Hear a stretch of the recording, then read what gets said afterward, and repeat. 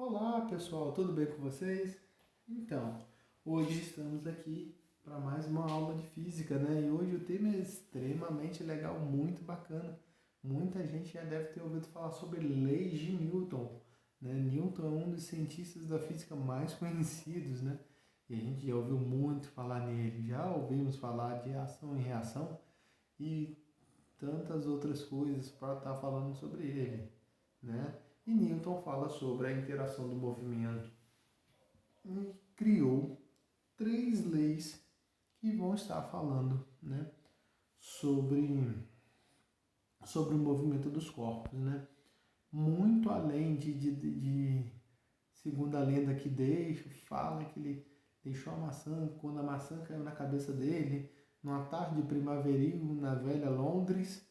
Newton foi um cientista muito importante para a história da física e a gente vai estudar suas três leis de interação com relação ao movimento. Então, bora lá para a gente estudar as leis de Newton. Primeira lei de Newton, né? Todo mundo conhece ela pelo seu nome. Inércia. Inércia. Primeira lei de Newton. Princípio da inércia. Ela diz que é o seguinte: todo corpo permanece em estado de repouso ou de movimento retilíneo uniforme, tá? A menos que seja obrigado a mudar esse estado por forças aplicadas sobre ele. Bom, vamos começar a explicar, né? O que é inércia? Ele diz o seguinte: popularmente, todo corpo em repouso continua em repouso, todo corpo em movimento continua em movimento, a não ser que haja alguma força sobre ele que modifique esse estado tanto de repouso quanto de movimento. Ou seja, então a partir daí, a gente vai começar a pensar o seguinte: se um corpo está em repouso, ele tende a permanecer em repouso. Se ele está em movimento, ele tem uma tendência. O que é uma tendência? E se nada acontecer, ele vai ficar assim o resto da vida. A não ser que exista uma força sobre ele que altere esse estágio, tanto de repouso quanto de movimento. Então vamos lá para alguns exemplos da lei da inércia. Então olha só, está aqui. Todos já passamos pela situação de estarmos viajando em pé em um ônibus, quando esse freia repentinamente nos lançando para frente. A explicação para esse fato é que nosso corpo estando dentro do ônibus tem a mesma velocidade dele. Assim, ao frear, a tendência é que o nosso corpo, por inércia, de continuar com a velocidade antiga, fazendo com que continuemos a ir para frente.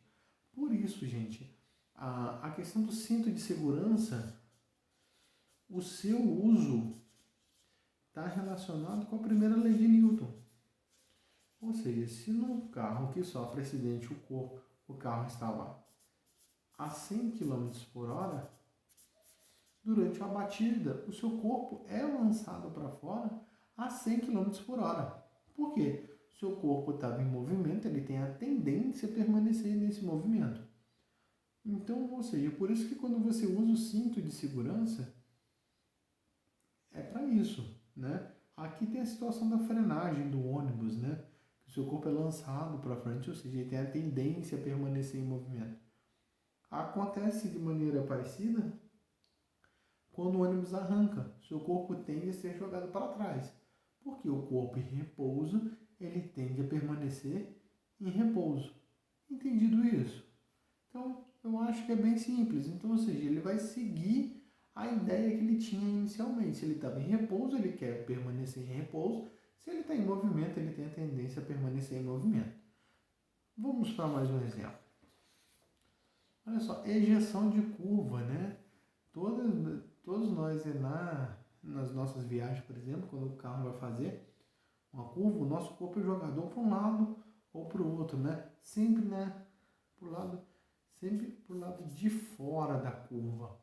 Ou seja, se essa curva vem para cá, seu corpo é ejetado para cá. Por quê? Porque ele quer continuar em movimento. Foi o que falou lá no início, né?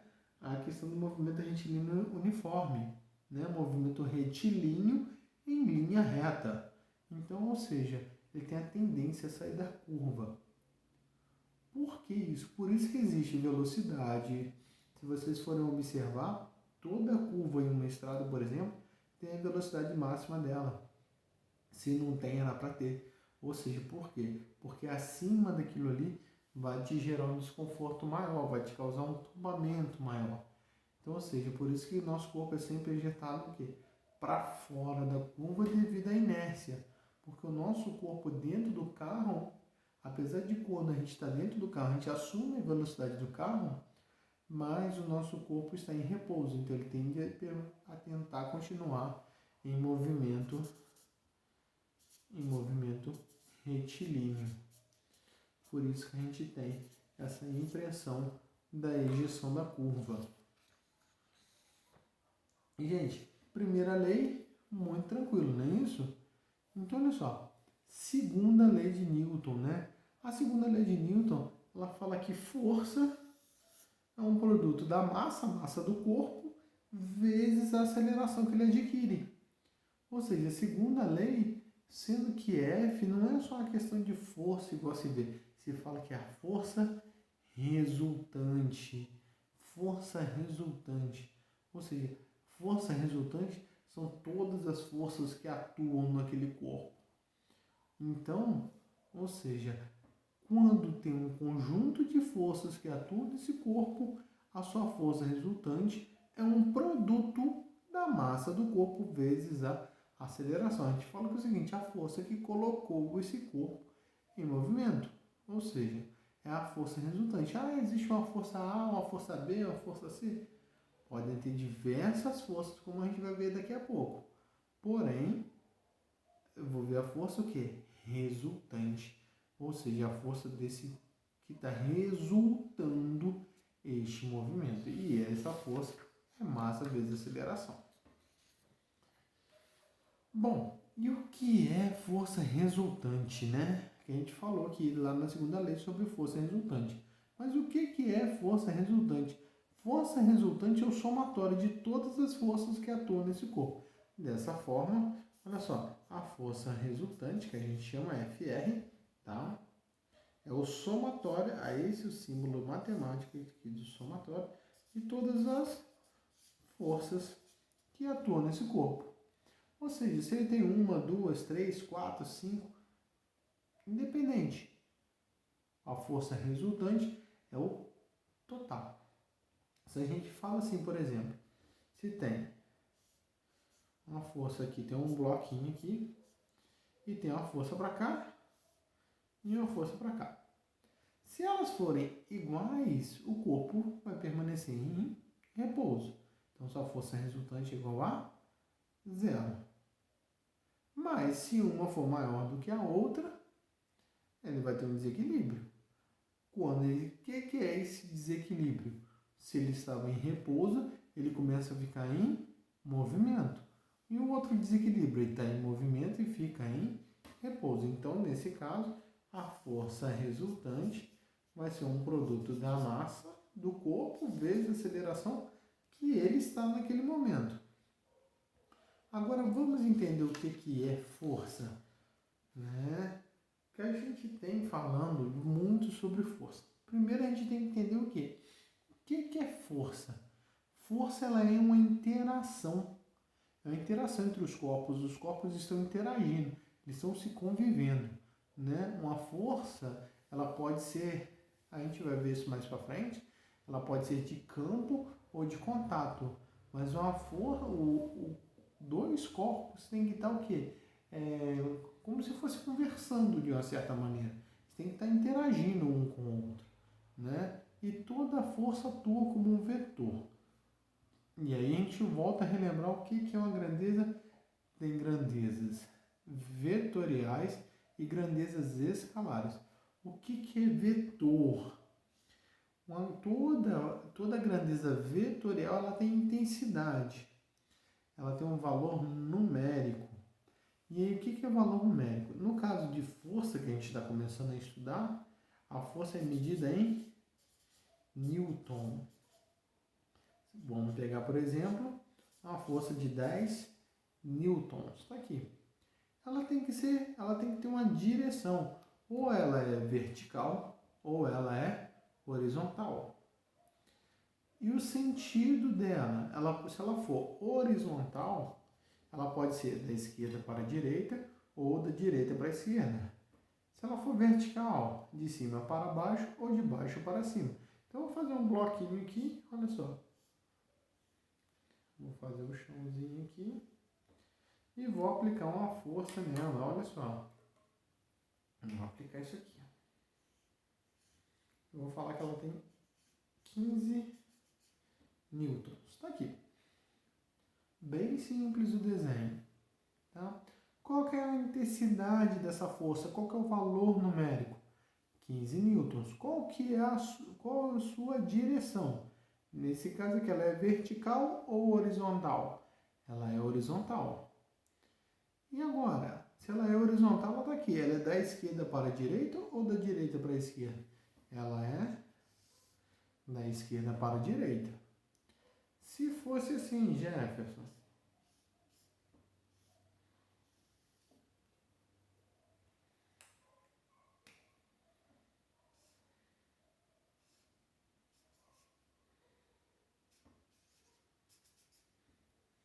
olha só como é que é a classificação dessa força. Qual que é a intensidade? Qual que é o valor numérico? Né? 10 newtons. Qual que é a direção dela? Vertical. E agora, ela é de baixo? Se ela é vertical, qual que é o sentido dela? De cima para baixo ou de baixo para cima? Essa, nesse caso, é de baixo para cima. Então, entendeu? Como a força ela é um vetor, ela tem que ter esses três itens: intensidade, direção e sentido. Para que você saiba qual que é o valor, para onde ela vem e para onde ela vai. Ou seja, existem grandezas físicas que não precisam.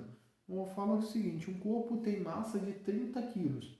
Ok, ele tem 30 quilos, não é 30 quilos para baixo, para cima, para um lado e para o outro. Mas eu falo assim, um carro tem uma velocidade de 10 metros por segundo.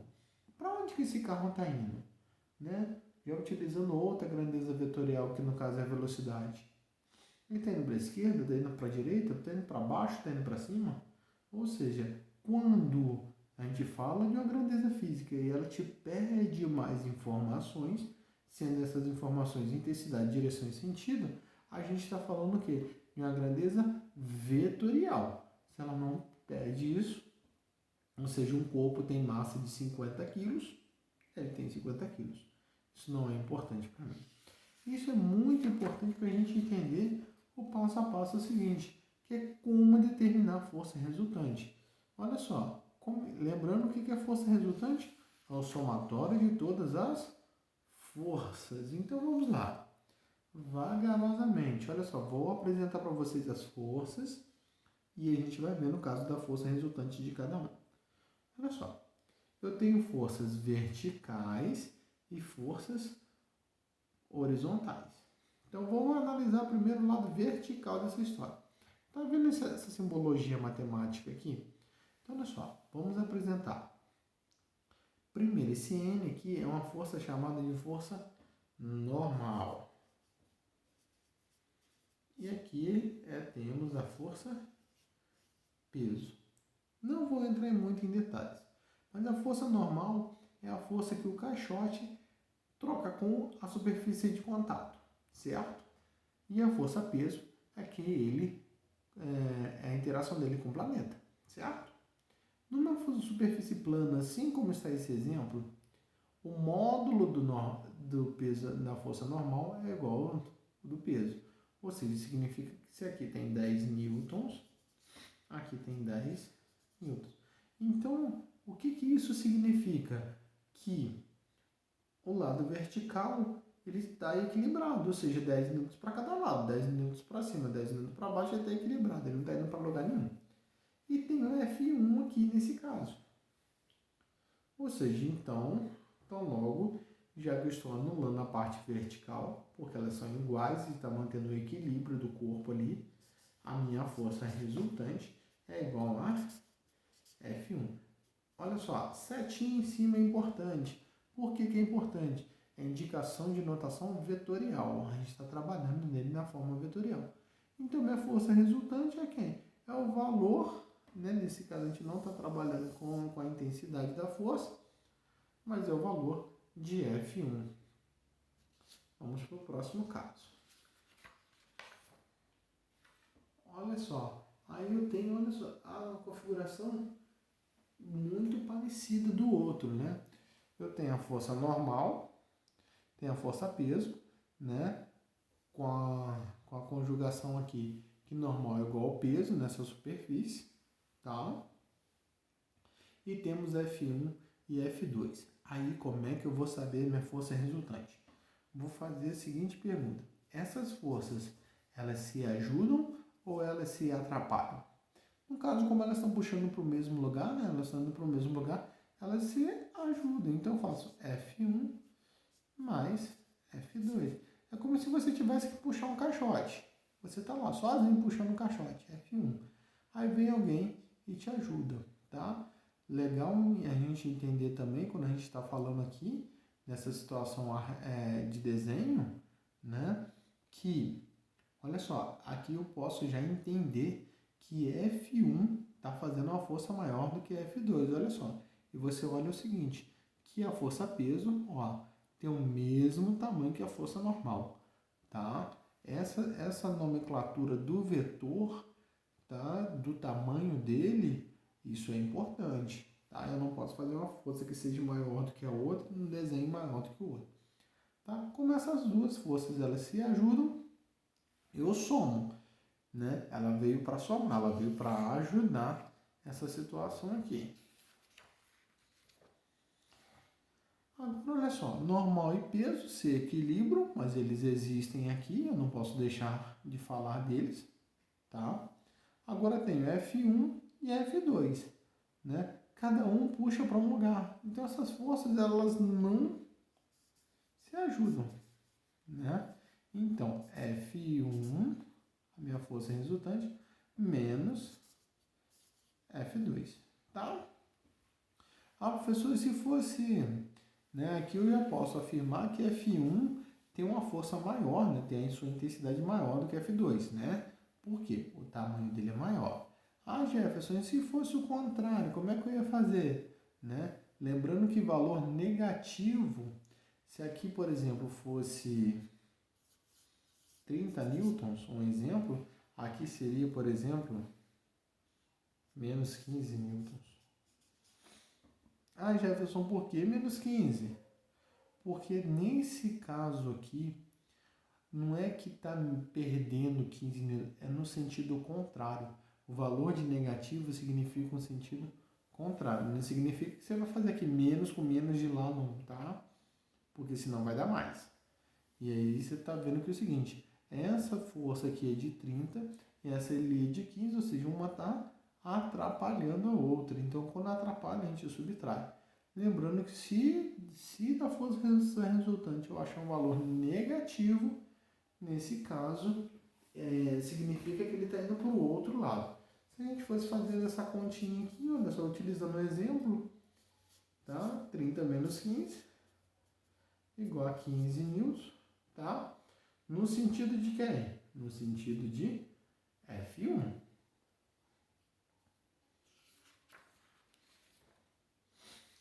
E agora o negócio ficou doido, né?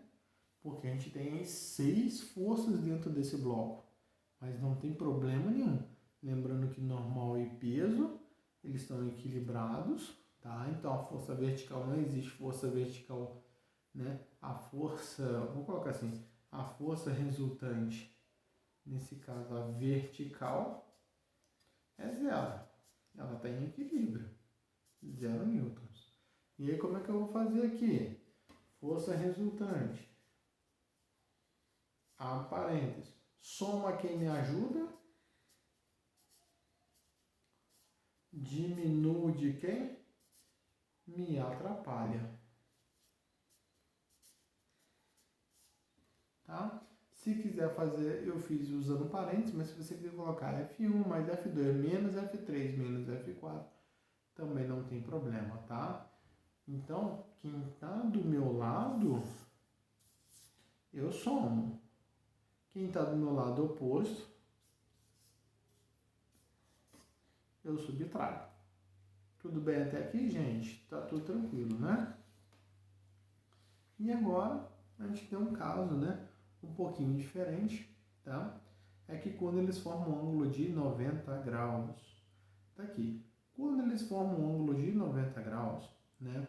Apesar de a gente não vai entrar com detalhes nisso, existe uma regra que a gente chama a regra do paralelogramo, tá? Que permite a gente somar isso aqui.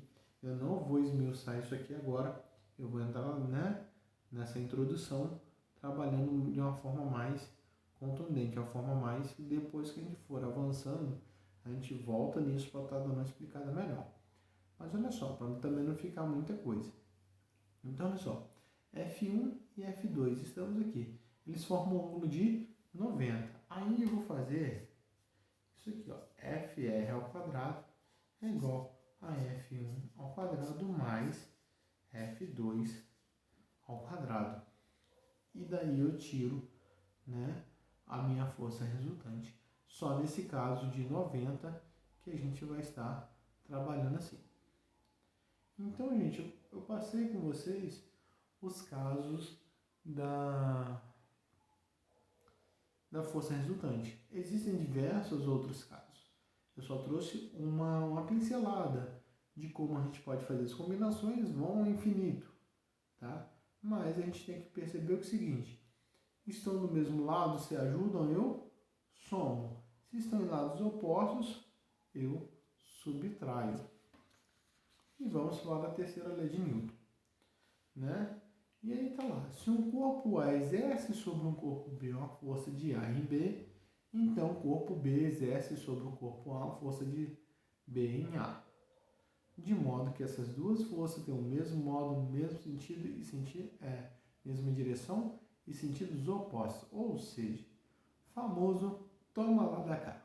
Ou seja, se A aplica uma força em B, B aplica uma força em A. Bom, gente, essa imagem do foguete aí eu acho muito bacana, né? Porque olha só, como é que o foguete vai para frente se ele impulsiona para trás, né?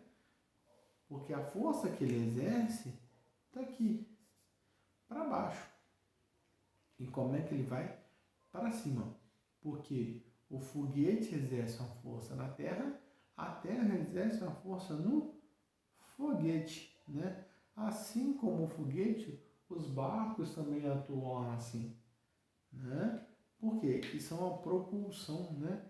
Então, dessa forma, eles vão estar o quê? Exercendo. Ou seja, se você bate, dá um soco na parede, por exemplo, a parede devolve essa força em você. Nunca ação e reação acontece no mesmo corpo, né?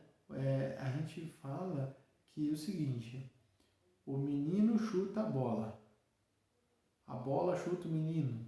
Mas isso fica meio estranho. Mas se a gente for desenhar isso, de for observar, eu vou isolar aqui o movimento, vou fazer um movimento de uma bola. O menino aplica uma força aqui. Se a reação também fosse na bola, se imagina aqui, ó, 10 newtons para um lado, 10 newtons para o outro. Por quê? Olha só. De modo que seja mesmo módulo, ou seja, mesmo valor numérico, a mesma direção, ou seja, horizontal, e sentidos opostos, ou seja, uma para cá, outra para lá. Né? Por isso que a ação e reação, se isso acontece, olha só, 10 minutos para um lado, 10 minutos para o outro, seria a minha força resultante igual a zero. Mas se o menino chuta a bola não entra em movimento? Né? Então ela entra em movimento. Se ela entra em movimento, isso aqui está mentindo. Se está mentindo Newton, será que Newton está mentindo? Não, Newton não está mentindo. Por quê? O pé do menino chuta a bola, né? Então, eu tenho um pé na bola. E eu tenho o quê? Bola no pé. Então, ou seja, essa reação que está aqui, ó, aparecendo aqui, ela não tem que aparecer aqui. Ela tem que aparecer aqui, ó. Vou tentar fazer o desenho de uma bola. Vou fazer a canela aqui, né, lá do menino que chuta a bola. Ele chuta a bola com uma força de 10 newtons, não é isso? E a bola devolve a força, né, para ele. no sentido contrário e de 10 newtons, tá? Então, por isso que a bola se movimenta. O pé chuta a bola chuta o pé. O foguete joga uma força na terra, a terra joga uma força no foguete. Então vamos revisar as 3 leis de Newton. Primeira lei, inércia. Todo corpo em movimento continua em movimento, assim como todo corpo em repouso tende a permanecer em repouso, a não ser que exista alguma força que atue sobre ele e modifique esse seu estado, tanto de repouso quanto de movimento. Segunda lei, força resultante. Força resultante é um produto da massa vezes a aceleração. Ou seja, da resultante das forças que atuam no corpo, eu posso calculá-la, né, pelo produto da massa vezes a aceleração. E a terceira lei de Newton é ação e reação. Se um corpo exerce uma força no outro, ele devolve essa força na mesma direção, com o mesmo módulo, ou seja, o mesmo valor, e sentidos opostos. Ok, pessoal? Essa foi a nossa aula de hoje. Espero que vocês tenham gostado. Até mais. Até a próxima.